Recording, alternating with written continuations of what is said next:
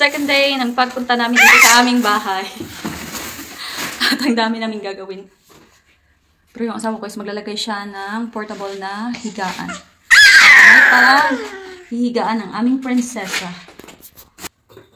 At yan ay naayos na ng aking asawa. Tingnan nyo naman yung aming mga abubot dyan. Hindi pa yan lahat. Kasi meron pa kami doon sa bahay.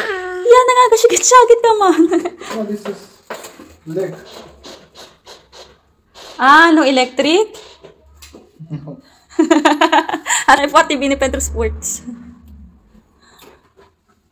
At yan na, binuksan na yung box para sa bed. It's heavy na. Ito yung nakikita ko sa TikTok. Ang basta sa TikTok. I will unplug this one. Pedro. Hindi kasi siya electric yung pagpapump ng hangin. Kailangan mo siyang apak-apakan. So, paa talaga yung gagamitin mo sa pagpahabok sa bed. Oh, kita nyo, nag-aamat-amat na siya habok. Pero si Yana nag-shakit hiyapon. Another extra galito? Extra bed, ako lo? No, I buy it, remember? Ay, ba yun?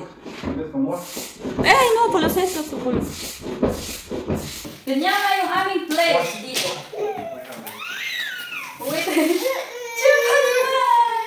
Ito po ang aming bagong bed sa aming bagong bahay. Oh! For the meantime po, ito muna yung bed ng Yana.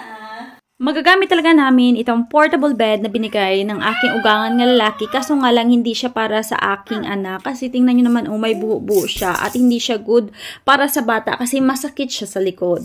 Kaya napagpasyahan na lang namin ng aking asawa na gamitin na lang muna yung foam nandoon sa may kabilang room.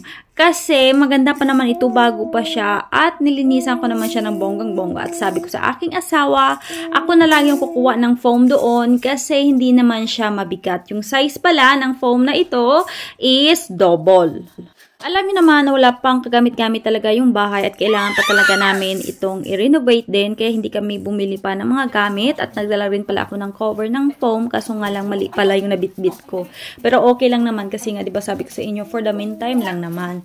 Tapos sabi ng aking asawa ako na lang yung gagawa kasi mapapagod ka lang at yan na nga binigay ko na sa aking asawa at kinuha ko na ang aking prinsesa kasi magpapalit daw ng ipapalit ng aking asawa yung paglalagay niya ng foam para daw meron kaming malaking space dito sa room. Yung room na ito kasi dito talaga kami magsistay habang kami ay naglilinis ng aming bahay. Especially kapag kami ay nagre-renovate kasi yung room na ito is hindi siya namin pagtandugon para sa renovation kasi maganda naman yung room na ito. Wow! Meron na kaming bed! Wow! Wow! This is the house! Our house!